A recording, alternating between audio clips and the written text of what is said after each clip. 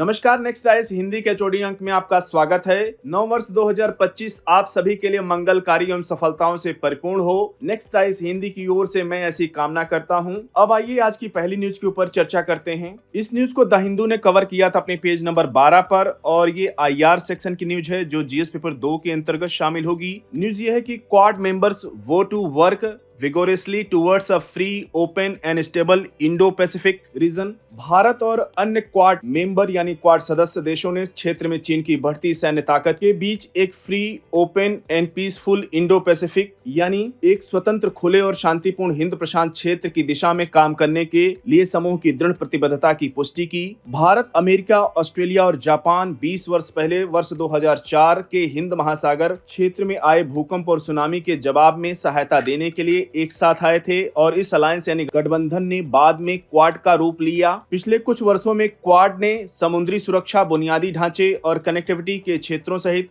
हिंद प्रशांत क्षेत्र की कुछ सबसे जरूरी आवश्यकताओं एवं चुनौतियों को एड्रेस करते हुए कई पहलें की हैं। अब ये महत्वपूर्ण इसलिए भी हो जाता है क्योंकि भारत वर्ष 2025 की दूसरी छमाही में अगले क्वाड शिखर सम्मेलन की मेजबानी करने वाला है। तो निश्चित रूप से जब भारत इसकी मेजबानी करेगा क्वाड की, तो यूपीएससी के लिए इंपॉर्टेंट हो जाएगा। यूपीएससी न केवल प्रीलिम्स में क्वेश्चन पूछ सकता है बल्कि मेंस में भी क्वेश्चन पूछेगा ही पूछेगा, इसलिए इसको बहुत अच्छे से कवर कीजिएगा। क्वाड विदेश मंत्रियों ने हिंद प्रशांत क्षेत्र में 10 देशों के समूह आसियान यानी association of south east Asian Nations की केंद्रीयता के विषय में भी बात की है। अगली न्यूज की ओर बढ़ेंगे। इस न्यूज को इंडियन एक्सप्रेस ने कवर किया था अपने पेज नंबर 7 पर और ये गवर्नेंस सेक्शन की न्यूज है जो जीएस पेपर 2 के अंतर्गत शामिल होगी। न्यूज ये है कि the nature of dissent in the Indian judiciary. भारत और अमेरिकी लोकतंत्रों में डिसेंट यानी असहमति आवश्यक है, एसेंशियल है, जो कि उनके सुप्रीम कोर्ट्स में न्यायपालिका की राय को दर्शाती है। राष्ट्रपति की नियुक्तियों एवं सीनेट की पुष्टि के कारण अक्सर राजनीतिक रूप से झुकाव होता है। अब बात करते हैं कि भारतीय सुप्रीम कोर्ट के डिसेंट यानी असहमति, जो कि एक राजनीतिक असहमति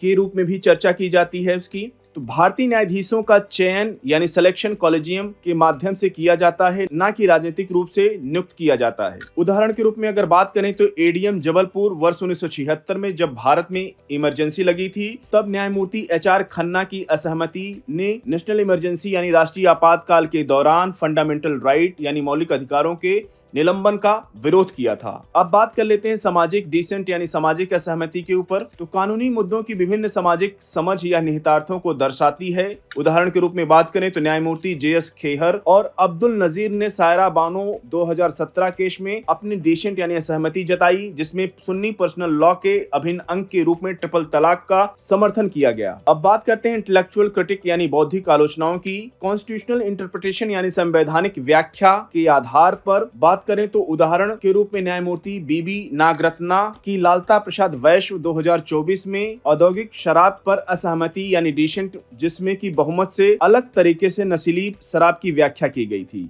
तो इंपॉर्टेंट न्यूज है आपके लिए, इस पर नजर बना के रखिएगा। अगली न्यूज की ओर बढ़ेंगे। इस न्यूज को द हिंदू ने कवर किया था अपने पेज नंबर 14 पर और ये स्पेस सेक्शन की न्यूज है जो जीएस पेपर 3 के अंतर्गत शामिल होगी। न्यूज ये है कि 10 payloads of ISRO POEM-4 module deployed successfully in space यानी भारतीय राष्ट्रीय अंतरिक्ष संवर्धन एवं प्राधिकरण केंद्र ने इसरो द्वारा प्रक्षेपित PSLV-C60 स्पेस डेक्स मिशन के POEM-4 मॉड्यूल पर NGE यानी नॉन गवर्नमेंट एंटिटीज यानी गैर सरकारी संस्थाओं के 10 होस्टेड पेलोड के सफल संचालन की घोषणा की। इस मिशन ने 350 किलोमीटर की ऊंचाई पर ऑर्बिट में वैज्ञानिक प्रयोग किए हैं। अंतरिक्ष विभाग के अंतर्गत एक स्वायत्त नोडल एजेंसी इन स्पेस अंतरिक्ष गतिविधियों में नॉन गवर्नमेंट एंटिटीज की भागीदारी को बढ़ावा देती है, जिससे कि स्टार्टअप, एकेडमिक इंस्टीट्यूशन और रिसर्च ऑर्गेनाइजेशन के लिए एंट्री बैरियर यानी प्रवेश बाधाओं को कम किया जा सके। इंपॉर्टेंट न्यूज है आपके लिए। अगली न्यूज की ओर बढ़ेंगे। इस न्यूज को पीआईबी ने कवर किया था, इकोनॉमी सेक्शन की न्यूज है जो जीएस पेपर 3 के अंतर्गत शामिल होगी। न्यूज ये है कि index of 8 core industries base year 2011-12 for नवंबर 2024 नवंबर 2023 के सूचकांक की तुलना में नवंबर 2024 में 8 प्रमुख उद्योगों ICI यानी इंडेक्स ऑफ 8 कोर इंडस्ट्री का कंबाइंड इंडेक्स 4.3 अनंतिम रूप से बढ़ा है। अभी इसका फाइनल डेटा आना बाकी है। नवंबर 2024 में सीमेंट, कोयला, इस्पात, बिजली, रिफाइनरी उत्पाद और उर्वरक के उत्पादन में सकारात्मक वृद्धि दर्ज की गई है। देखिए यूपीएससी 8 प्रमुख उद्योगों के ऊपर क्वेश्चन पूछता रहा है। 2015-16 में पूछा था प्रीलिम्स एग्जामिनेशन में 8 कोर इंडस्ट्री में कौन कौन से आती हैं, किनका किस इंडस्ट्री का कितना भारांश यानी वेट होता है। तो इसको एक बार फिर से रिवाइज कर लीजिए, क्वेश्चन पूछ सकता है यूपीएससी फिर से। तो अगर बात करें इंडेक्स ऑफ 8 कोर इंडस्ट्री जिसमें 8 प्रमुख उद्योग शामिल होते हैं, पहला उद्योग तो कोयला है और दूसरा कच्चा तेल यानी क्रूड ऑयल, तीसरा है प्राकृतिक गैस, रिफाइनरी प्रोडक्ट, फर्टिलाइजर यानी